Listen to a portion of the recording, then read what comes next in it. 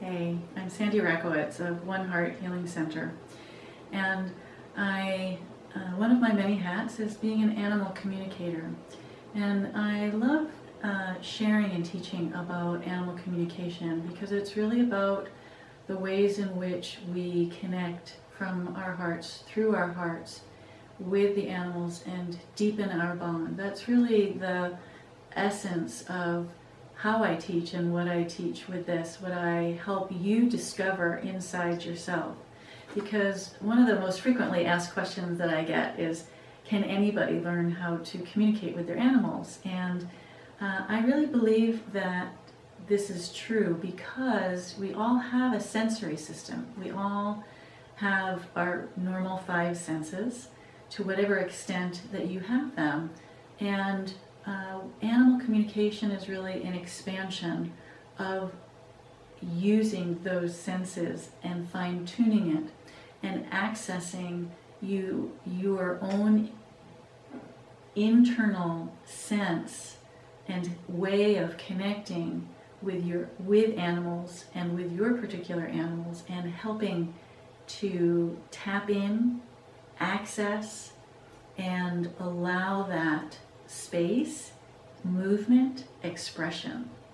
And I have a series of classes that I know that you'll love. One of them is called 5 Ways to Know What Your Animals Are Saying and Why It's Important to know that. And these are part of a series that I have on my website. You can go and find them on onehearthealingcenter.com. And it's part of what I call the Awaken Animal Communication Series. And I call it Awaken because it is literally about waking this up inside of you and helping you use those tools and skills that you already have, even if you don't know that you have them.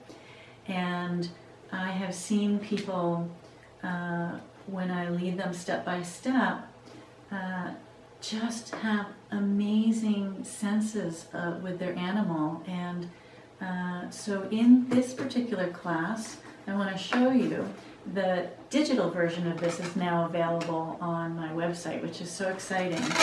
And I'm going to open this up because it has both the MP3 as well as the this in an ebook form. And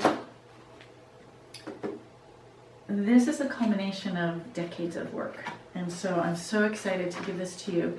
This first part, there's 2 animal communication classes, and this first one, 5 Ways to Know What Your Animals Are Saying to You and Why You Should Listen, is a different way of looking at your relationship with animals than what many people look at.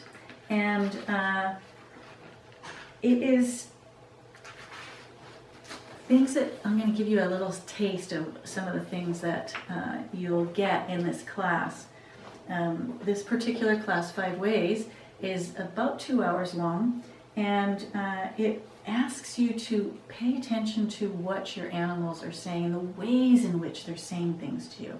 And I don't mean hearing them, but through their particular actions and behaviors. And I know, not think, but I know that when you listen to this and you read through this material, and you do this with your animals, that you're going to be able to see through a new lens and look at behaviors and with new eyes. And that new perspective is going to offer different doorways for you in your relationship with your animal. So that's one of the pieces. That's only one piece. Looking at how do they best relate with you. It's, again, everything that I do is all about looking at things from a different perspective and than what you would normally look at and see things as, or how you would normally interpret behaviors. And each animal is going to, just like people, we all relate with each other in different ways, and it's going to help you appreciate their expression even way more fully than you might already be doing. And we look at some of the jobs that animals have. And I want to talk about this for a minute because this is so important. We all need a purpose. We all need a focus. We all need something to bring our attention to and why we're doing what we're doing and things that we are good at and excel at, right? And I'm sure that you know that in your own life. And our animals, it's the same thing. I was talking with somebody just the other day about this, and some really interesting things came out of our conversation when we were looking at her dog and working with him. And that was a different way.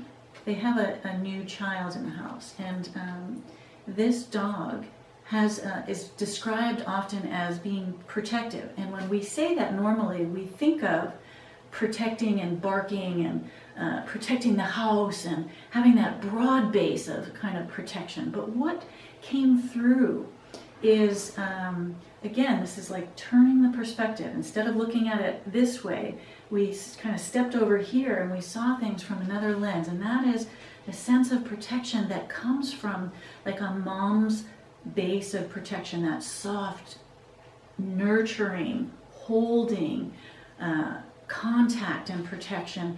It's a different aspect of that bold outward kind of protection. And what we talked about with this dog is helping her to have that softer side come out more fully, because she has that, but she's young and she's kind of like a bit of a bull in a china shop sometimes, where she doesn't even know where her body is. And that brought out a second part of her job about protection. She's like, we talked with her about, you have to be aware of what your body's doing, because she'll get so excited and exuberant and she'll knock the 2-year-old over. Well, that's not protection, is it? And so it helped us, and I'm always discovering new things from the animals through them. You know, I love this. It's just love understanding that, you know, and getting that sense. And now I can share that with you, and you can see some of this from a different vantage point, right? And so those two pieces together gave her a whole other way to focus her attention in the house and even outside and out and about, so that it wasn't just that outward aggression, but coming inward and staying connected in her body differently and in relationship with the kids from a softer, easier going kind of perspective. So I wanted to, it's a great story, isn't it? It's really amazing. And another of the 5 ways, the 4th one, is some of the ways that you listen best. And this is where we start getting into more what I would call more traditional animal communication. But this is even like a step before it. This is about the ways that you connect best. And I go more into that in this class. And then I give quite a few tips about communicating with your animals more clearly. Now in this class, I said it's almost 2 hours, so I go into a whole range of our foundational skills that I like to use, not like to, but that are really pivotal and key pieces. So even if you have been communicating with your animal before, even if you're an experienced practitioner working with animals, even if you're a horse trainer or a dog trainer, or you have a great connection with your animals, or you have a couch potato or a new puppy or an elder or anything,